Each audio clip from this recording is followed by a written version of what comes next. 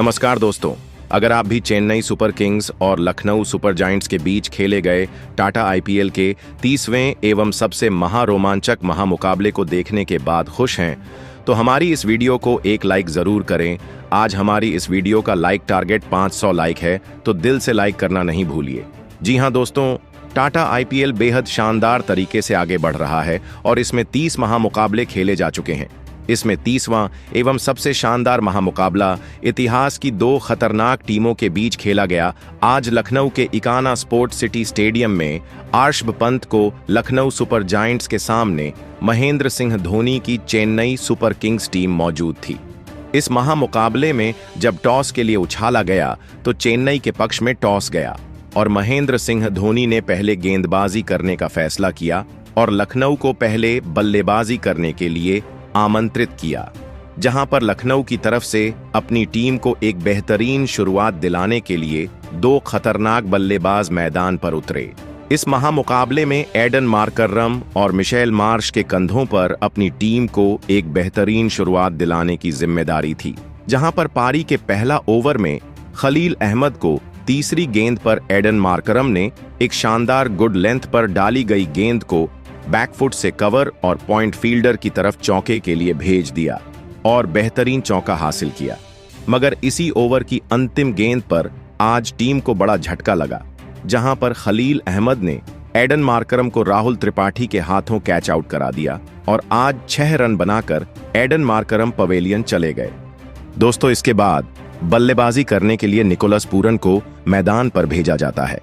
फिर पारी के तीसरे ओवर से खलील अहमद को निकोलस पूरन अपना घातक अंदाज दिखाते हैं, जहां पर चौथी गेंद पर वह खलील अहमद को शानदार फुल शॉट लगाने का प्रयास करते हैं, लेकिन अतिरिक्त उछाल के साथ टॉप एज लेकर गेंद फाइन लेग की तरफ चौके के लिए चली गई।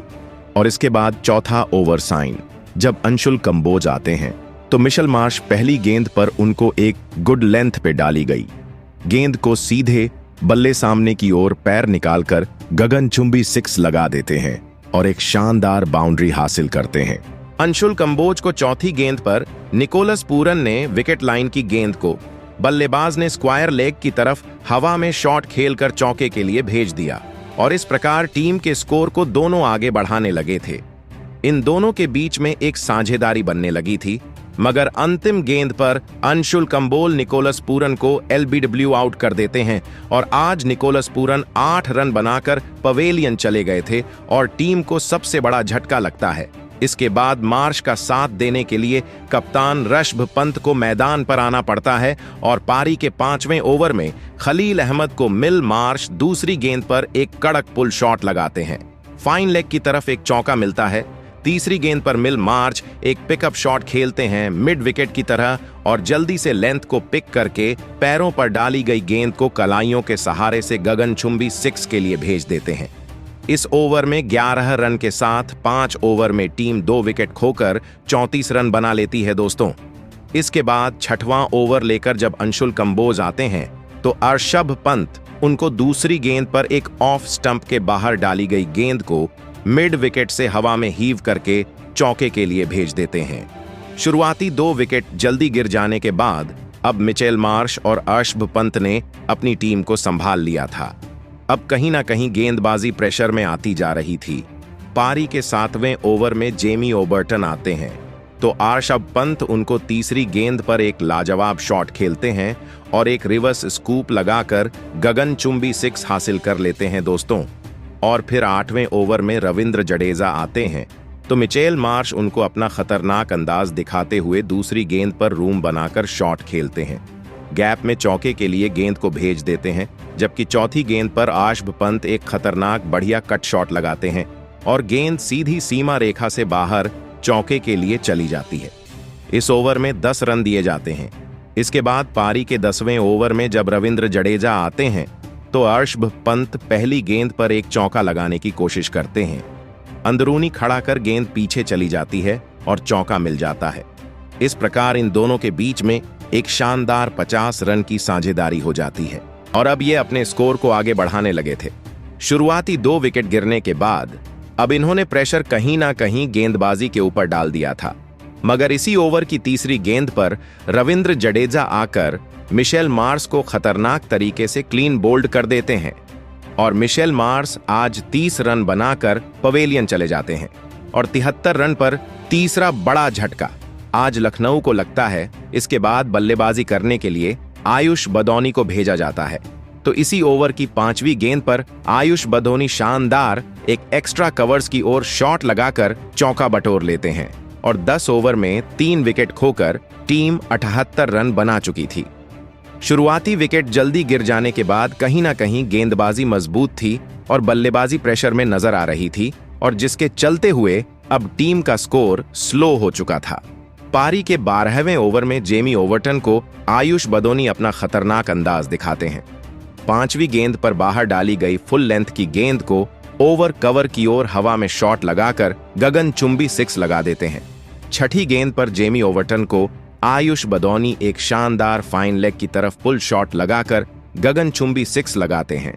13वें ओवर में मतीशा पथराना आते हैं तो पहली ही गेंद पर ऋषभ पंत एक बेहतरीन डीप कवर्स की ओर शॉट लगाकर बॉल को सीमा रेखा से बाहर 4 रन के लिए भेज देते हैं और इस प्रकार 13 ओवर की समाप्ति पर टीम 3 विकेट खोकर अपने 100 रन पूरे करके 103 रन बना लेती है। अब इन दोनों के बीच में जैसे तैसे करके थोड़ी बहुत साझेदारी बन ही रही थी, मगर रविंद्र जडेजा आकर चौथी तो 14वें ओवर में चौथी गेंद पर आयुष बदौनी को महेंद्र सिंह धोनी के हाथों स्टंपिंग आउट करवा के पवेलियन वापस भेज देते हैं और बेहतरीन आयुष बदौनी 22 रन बनाकर आउट हो गए थे। इसके बाद बल्लेबाजी करने के लिए और नूर अहमद का साथ देने के लिए अब्दुल समद को मैदान पर भेजा जाता है। तो 16वें ओवर में मतीशा पथराना को 5वीं गेंद पर अब्दुल समद एक शानदार शॉट लगाते हैं। कवर्ड्स की ओर गगनचुंबी 6 हासिल करते हैं। फिर 18वें ओवर में मतीशा पथराना को ऋषभ पंत पहली गेंद पर एक बड़ा शॉट खेलते हैं। फुलर लेंथ की गेंद को हेलीकॉप्टर शॉट के माध्यम से गगनचुंबी 6 के लिए भेजा जाता है, जबकि तीसरी गेंद पर ऋषभ पंत मतीशा पथराना को एक ताकत लगाकर गगनचुंबी 6 लगा देते हैं और इस मुकाबले में अपना शानदार अर्धशतक पूरा कर लेते हैं। अब टीम 4 विकेट खोकर 18 ओवर में 139 रन बना लेती है। ओवर में खलील अहमद आते हैं तो ऋषभ पंत उनको तीसरी गेंद पर एक लेंथ गेंद को लॉन्ग ऑन की तरह ही करके गगनचुंबी 6 लगा देते हैं।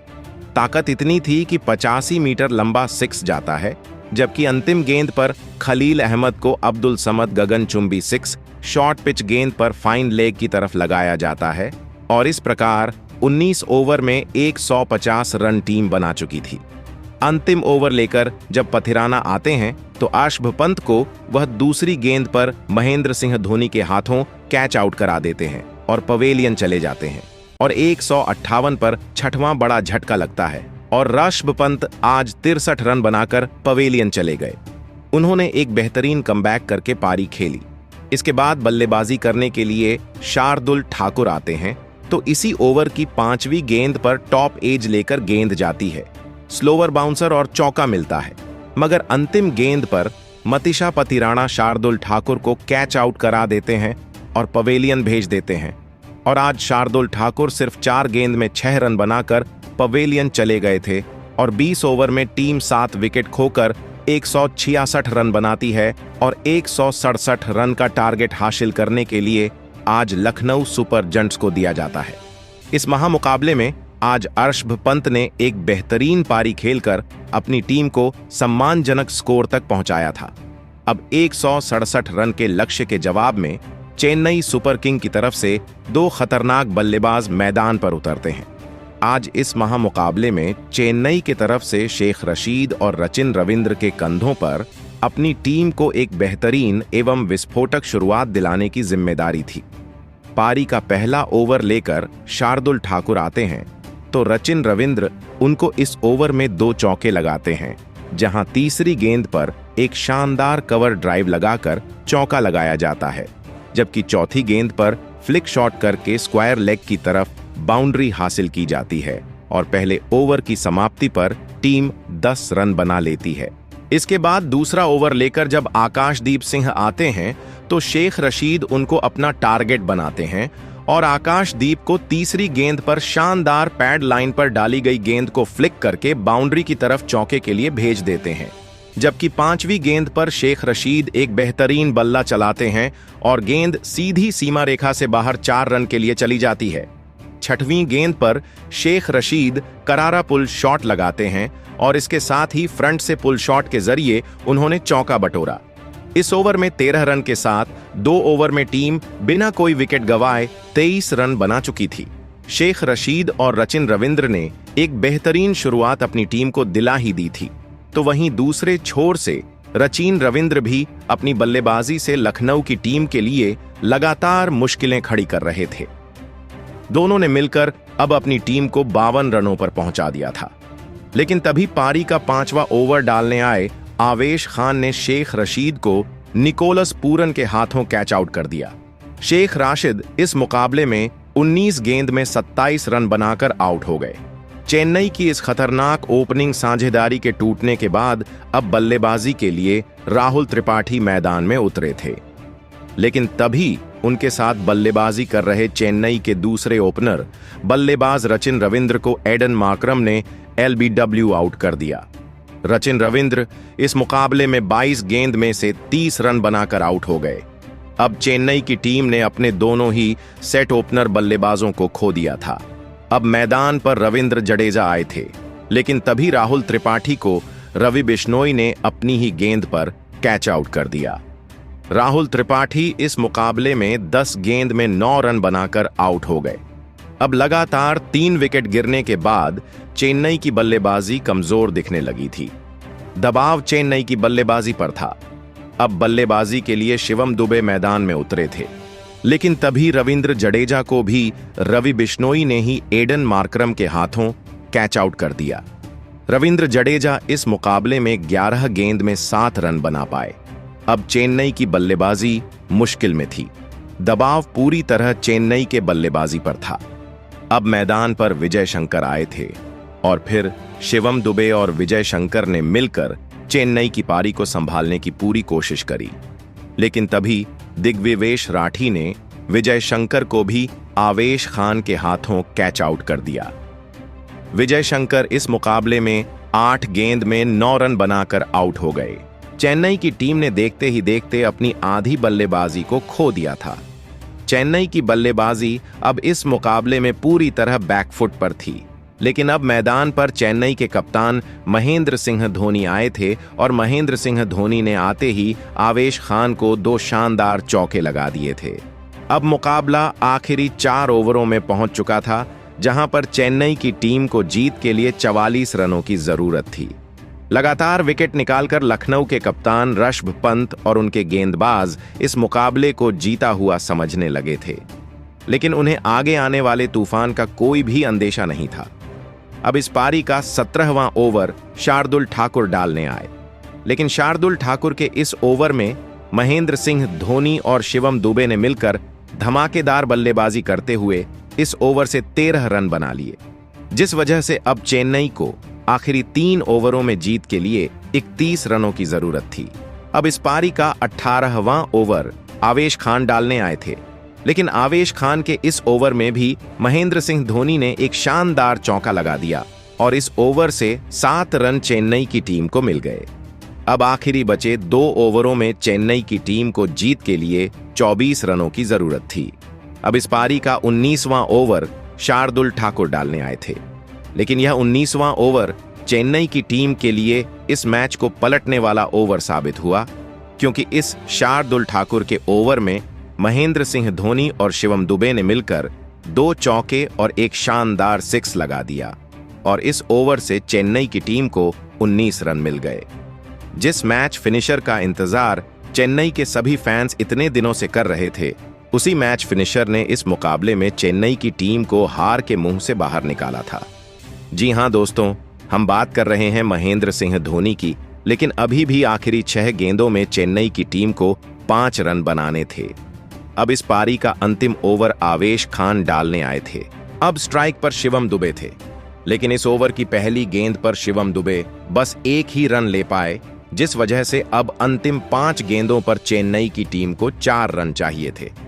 अब स्ट्राइक पर महेंद्र सिंह धोनी आए थे, लेकिन महेंद्र सिंह धोनी भी इस ओवर की अगली गेंद पर बस एक ही रन ले पाए, जिस वजह से अब चेन्नई को जीत के लिए 4 गेंदों में 3 रनों की जरूरत थी।